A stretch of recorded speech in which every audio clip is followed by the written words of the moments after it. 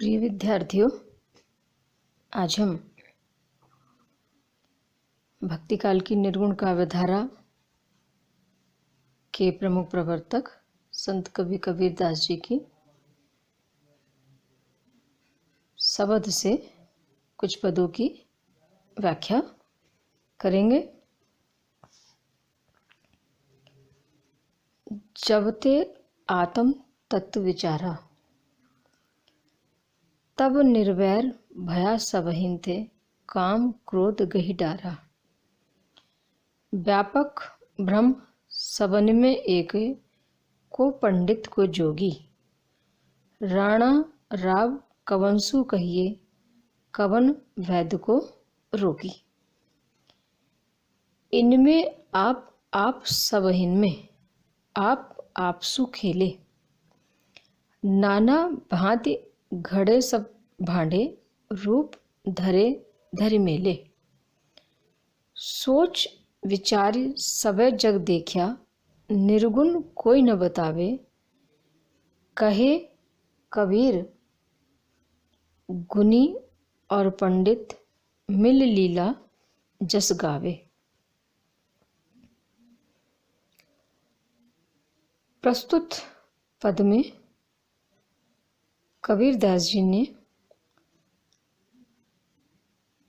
आत्म तत्व के विषय में बतलाया है।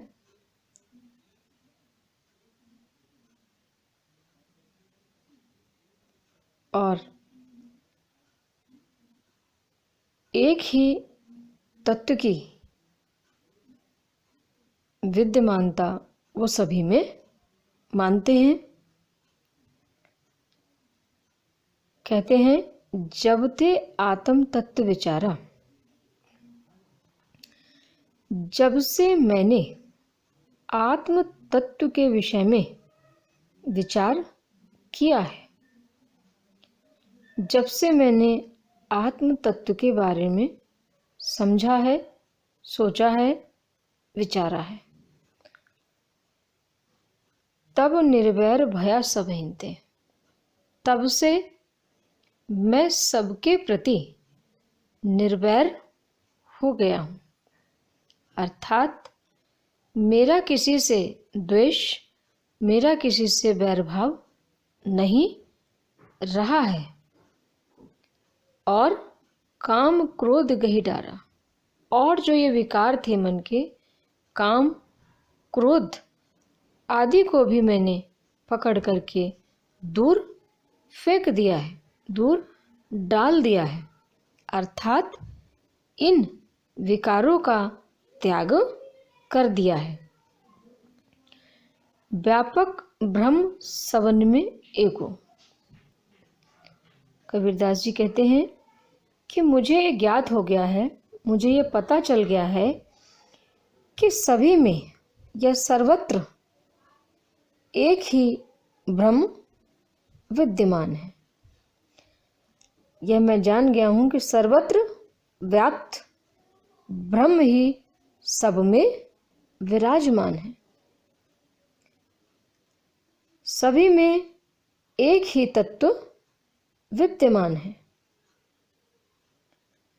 आगे कहते हैं, को पंडित को जोगे। फिर कहते हैं, जब सब में एक ही तत्व है, सबके बीच में, सबके अंदर एक ही तत्व विद्यमान है, तो फिर योगी और पंडित आदि का जो भेद है वो निराधार है। इसी तरह राणा राव कवंसु कहिए, कवन वैद्य को रोगी। इसी प्रकार जब सब में एक ही तत्व विद्यमान है, सब में एक ही ब्रह्म विराजमान है, तो फिर किसे राणा कहें, किसे राव कहा जाए, किसे वैद्य और किसे रोगी। कहने का तात्पर्य है कि इस प्रकार का जो भेदभाव है, जो अंतर है, वो अपने आप में निराधार है, व्यर्थ है। क्यों? क्योंकि सभी के भीतर वो ईश्वर विद्यमान है, सभी भीतर से समान है, सभी में वह ब्रह्म निवास कर रहा है। इनमें आप सब इनमें आप आपसु खेले। सब ईश्वर में विद्यमान है और ईश्वर सब में विद्यमान है। तो कबीर कहते हैं ये ठीक ऐसे ही है जैसे कि मानो वह ईश्वर स्वयं ही विभिन्न रूपों को धारण करके अपने आप से ही खेल रहा है, उसके लिए दूसरा कोई है ही नहीं।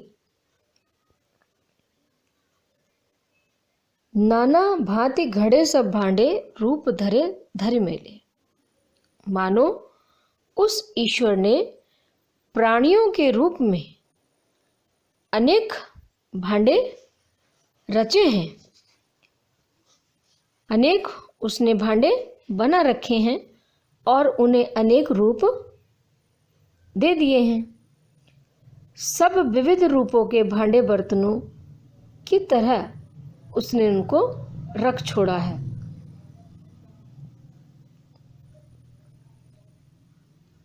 सोच विचार सवे जग देखा, निर्गुण कोई न बतावे।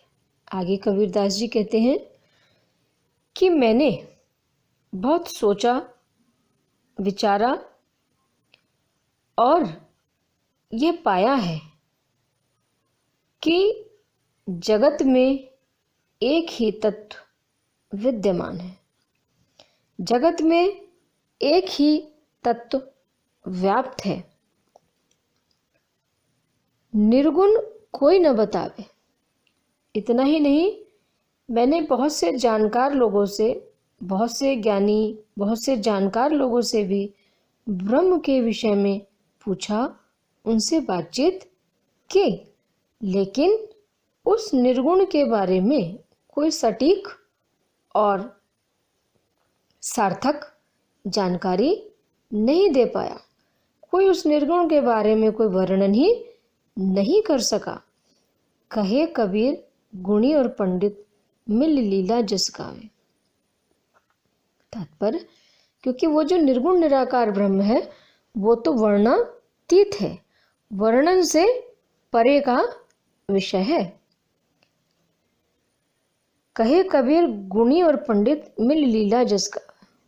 कबीरदास जी कहते हैं सब गुणवान और पंडित यानी विद्वान लोग उस परम तत्व की लीला और यश का ही गुणगान करते हैं। इस प्रकार कबीरदास जी ने इस पद के माध्यम से ये बताने का प्रयास किया है कि सभी में एक ब्रह्म विद्यमान है। आपस में भेदभाव करना व्यर्थ है, निराधार है। और कहते हैं कि जब ब्रह्म की जानकारी हो जाए या आत्म तत्व को व्यक्ति समझ ले तो काम क्रोध आदि स्वतः ही दूर हो जाते हैं। वो कहते हैं कि ब्रह्म के अतिरिक्त कहीं पर कुछ है ही नहीं, सब ब्रह्म में लीन है और ब्रह्म सब में लीन है। ये ब्रह्म क्या है? अनुभव का विषय है। उसे प्राप्त अगर करना है तो उसका गुणगान करना पड़ेगा। अब आगे का पद है, तेरा जन्म एक आध है कोई, काम क्रोध लोभ मोह विवरजित हरिपद चीने सोई, अस्तुति निंदा दो विवरजित तजहि मान अभिमाना, लोहा कंचन सम कर जानहि ते मूर्ति भगवाना, रज गुण तम गुण सत गुण कहिए यह सब तेरी माया, चौथे पद को जो जन चीने तीन ही परम पद पाया, चिंते तो माधव चिंतामणि हरि पद रमे उदासा, चिंता और अभिमान रहित है कहे कबीर सो दासा। इस पद में कबीरदास जी ने यह बतलाया है कि मुक्ति प्राप्त करने के लिए कोई दूसरा उपाय कारगर नहीं है। यही श्रेयस्कर है कि व्यक्ति को भक्ति करना चाहिए, या भक्ति करना ही सबसे अच्छा कर्म है, और मुक्ति प्राप्त करने के लिए इसके अतिरिक्त दूसरा कोई उपाय नहीं है। और जो ईश्वर का भक्त है उसको सांसारिक विषयों के प्रति जो ईश्वर का भक्त है वो सांसारिक विषयों के प्रति आसक्ति नहीं रखता। तो तेरा जन्म एक आध है कोई। कबीरदास कहते हैं, हे भगवान, कोई एकाध व्यक्ति ही तेरा भक्त है, कोई एकाध व्यक्ति ही तेरा सेवक है, तेरा दास है। काम क्रोध लोभ मोह विवर्जित हरिपद जी ने सोई। कहते हैं जो काम क्रोध लोभ से मुक्त होता है, जो इन विकारों से रहित है, वही ईश्वर के चरणों में प्रीति प्राप्त कर सकता है।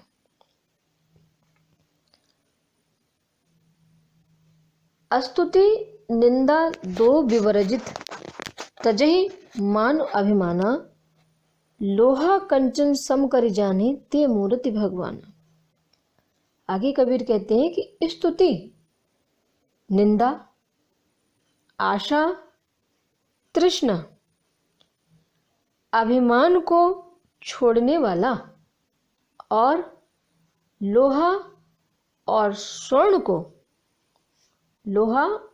स्वर्ण के प्रति समान दृष्टिकोण रखने वाला व्यक्ति ते मूर्ति भगवाना, वो ईश्वर रूप होता है।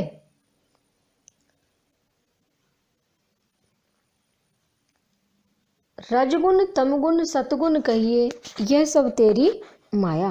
आगे कबीर कहते हैं कि हे प्रभु, रजोगुण तमोगुण सतोगुण ये जो त्रिगुण है ये सब तेरी माया का ही एक रूप है। और जो व्यक्ति इन तीनों गुणों से ऊपर उठ करके चतुर्थ अवस्था में पहुंच जाता है, यानी जो तुरीय अवस्था है उसको प्राप्त कर लेता है, उसे ही परम पद की प्राप्ति होती है,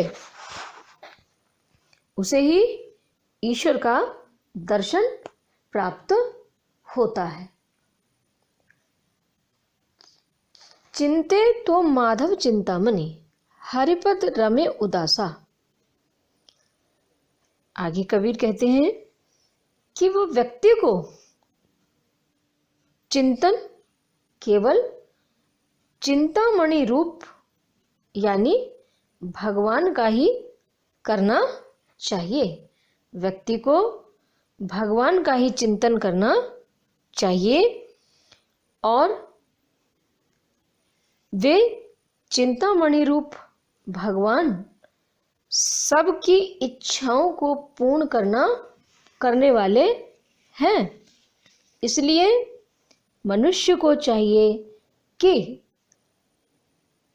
हरिपद रमे उदासा, कि सभी विषयों की ओर से उदासीन होकर के, विषयों के प्रति अनासक्त होकर के ईश्वर के चरणों में अपना मन लगा दे। चिंता अरु अभिमान रहित कहे कबीर सुदासा।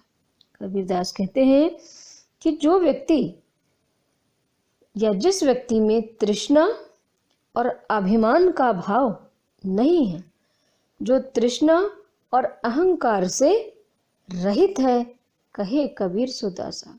कबीरदास जी कहते हैं कि वही ईश्वर का सच्चा भक्त है, जिसमें अहंकार की भावना नहीं हैं, वही ईश्वर के सच्चे सेवक हैं, वही ईश्वर के सच्चे भक्त हैं।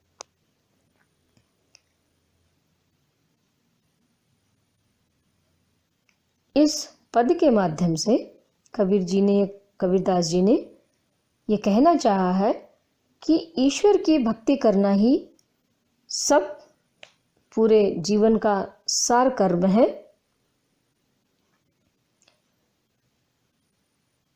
यहाँ पर कबीर ने भगवान को चिंतामणि कहा है।